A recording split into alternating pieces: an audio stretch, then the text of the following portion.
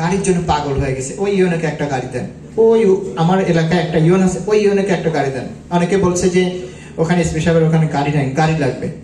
আমার বলতে হচ্ছে না, কিন্তু সরকারের এই সাময়িক সময় হয়তো বা বৈশ্বিক পরিস্থিতি চেঞ্জ হলে এটা আমাদের গাড়ি চলে যাবে। গাড়ি হাতে থাকলে, এখন সবাই আমার কি দোষারোপ করতেছে আমি গাড়ি নিয়ে আসছি, বলেন আমি গাড়ি আনার ক্ষমতা আমার আছে না, বোর্ডের অনুমোদন নিয়ে আমি গাড়ি নিয়ে আসছি।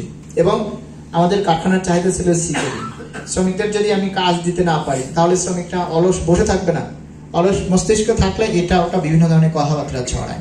তো সেই সব চিন্তা করে এখন যে পরিমাণ সিকিউরিটি আমাদের কাছে আছে, যে 154টা গাড়ি আছে, 157টা গাড়ি আছে, এর মধ্যে এখন এই 50টা ঢুকবে, তাহলে টোটাল 207টা বা 204টার মতো হবে।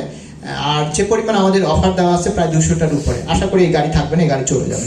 তো সেক্ষেত্রে আপনি একটা কথা বলেছেন যে ইস্যুজু, হ্যাঁ আমরা ইস্যুজু আমার কাছে এসেছিল, তারা একটা প্রপোজাল দিয়েছে, তাদের প্রপোজালটা very good. Isuzu Japanese brand, এবং জাপানিজ ব্র্যান্ড হওয়াতে ইস্যুজুর এই বিষয়টা নিয়ে আমাদের কাজ করা লাগতেছে। এবং ইস্যুজু এত সুন্দর একটা মেইল করেছে, যদি তারা প্রগতির সাথে ব্যবসায়িক রিলেশন করার জন্য খুবই আগ্রহ প্রকাশ করেছে। এটাকে বলে কি, তারা দিয়েছে যে expression of interest for K D pick up vehicle business collaboration. তাদের কাছে আরো একটা সেকেন্ড গ্রেডের গাড়ি আছে জাপানিজ, তো এইটা নিয়েও কাজ হচ্ছে। এটা আগামী মঙ্গলবার সকাল 10টায় চেয়ারম্যান মহোদয়ের দপ্তরে এইটার উপরে মিটিং হবে, যে ইস্যুজু আমাদের সাথে কি ধরনের ব্যবসায়িক কোলাবোরেশনে বিজনেসটা করতে চাচ্ছে। এই একটা বিষয়। আরেকটা বিষয় আমি ডিসক্লোজ করি, সেটা হচ্ছে মিৎসুবিশি তো আছেই, ইস্যুজু ধরেন যে আসবে, আমরা চেষ্টা করব তাদের সাথে অ্যাটাচ থাকার জন্য, কারণ আমাদের প্রকৌশলীদের যদি 3-4 ক্যাটাগরির গাড়িটারির সম্পর্কে ধারণা থাকে, তাদের মানে ক্যাপাবিলিটি আরো বাড়বে বলে আমি মনে করি। এই একটা বিষয়। আরেকটা হলো, দেখেন যে বর্তমান সময় ইলেকট্রিক ভেহিকেলের প্রতি মানুষ অনেক ঝুঁকে পড়েছে, এবং সেই ইলেকট্রিক ভেহিকেলের জন্য সারা দেশের মধ্যে দুটো ব্র্যান্ড খুব বেশি চলে, একটা হচ্ছে টেসলা আর একটা হচ্ছে বিওয়াইডি।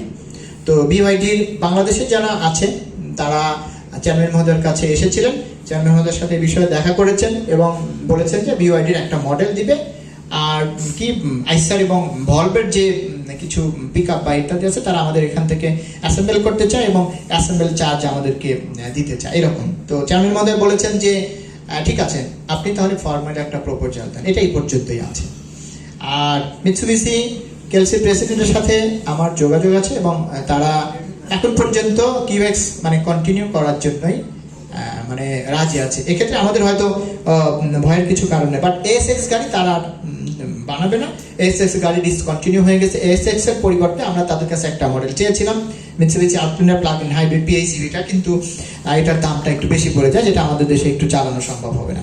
তো সেক্ষেত্রে ওনারা আরেকটা মানে বিকল্প মডেল আমার সাথে কথা হয়েছে, যদি কোনো কারণে, যেমন আপনারা হয়তো জানেন ইন্দোনেশিয়ার প্লান্টে 2টা গাড়ি হচ্ছে, একটা হচ্ছে এক্সপান্ডার আর একটা হচ্ছে ডেস্টিনেটর। ডেস্টিনেটরটা খুবই ভালো গাড়ি।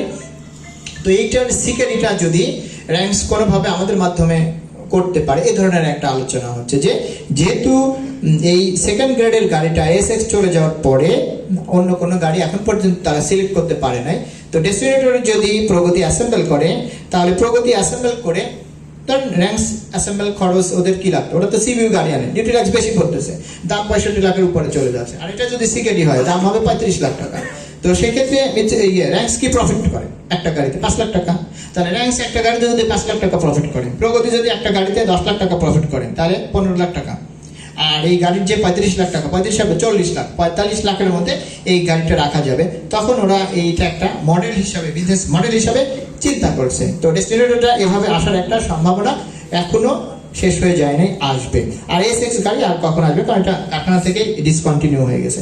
আর আপনি বললেন যে এই যে কিয়ার কথা বললেন, কিয়া আপনারা সবাই যদি বলেন এটা খারাপ গাড়ি, আমি বলবো যে এটা ভালো গাড়ি। কারণ আমরা যখন এমআইএসটি থেকে আমরা রিপোর্ট পেয়েছি, আর্মিদের যে সংগঠন, সেখান থেকে আমরা টেস্ট রিপোর্ট ওটা সবকিছু এক্সিলেন্ট এবং অত্যন্ত ভালো মানের গাড়ি, এবং আর্মিতে তারা 1100 গাড়ি চড়ে। আমরাও যে কয়েকটা গাড়ি নিয়েছি, হ্যাঁ একটু আমরা হয়তো এই গাড়িগুলা বিক্রি করতে আমাদের একটু সময় লেগেছে, কিন্তু এই গাড়িগুলোর ডিমান্ড এখনো রয়ে গেছে। যেমন আমাদের কাছে আইন মন্ত্রণালয়ে 50টা গাড়ি, কি গাড়ি নেবে, কিয়া সেরাটো সেরানকার। এখন যদি একজন বলে আমি 50টা গাড়ি নেব, আপনি তাকে আনিয়ে দেবেন না? অবশ্যই আনিয়ে দেবো তাকে, কারণ এখানে আমার বিজনেস আছে, এখানে আমার প্রফিট আছে।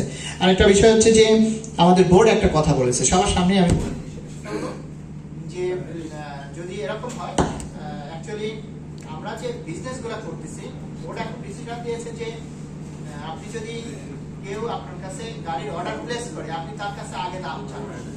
আপনি 50টা গাড়ি আমাকে এনে দিতে বলতেছেন, তাহলে পরে কাজ করেন, ওনার কাছে বলেন যে ওই 50টা গাড়ির টাকা আমাকে দেন, আমি 50টা গাড়ির টাকা পাবো, টাকা পাওয়ার পরে এলসি করবো। আমি জানি না এই বিজনেস মডেলে বিজনেস কতটুকু হবে। এখন কিন্তু বোর্ড এই ডিসিশন দিয়েছে অ্যাডভান্স টাকা। তো আমরা চেষ্টা করেছি যে এই কাজগুলা খুব স্মুথলি করার জন্য। ওই যে উল্টাপাল্টা গাড়ি, তো উল্টাপাল্টা গাড়ি আমদানি করা হবে, যে গাড়ি চলবে, যে গাড়ির ডিমান্ড আছে, মানুষের কাছ থেকে সাপোর্ট পাওয়া যাবে। যেমন আমরা যে কয়টা গাড়ি বিক্রি করেছি, এটা ফিডব্যাকটা এক্সিলেন্ট। হ্যাঁ, এটা ফিডব্যাকটা প্রত্যেকটা গাড়ির জন্য এক্সিলেন্ট। এই যে ঢাকাতে আজম আলী জয়নুদ্দিন, এরা এই গাড়িটা নিয়ে বিভিন্ন জায়গা থেকে আমাদের কাছে একটা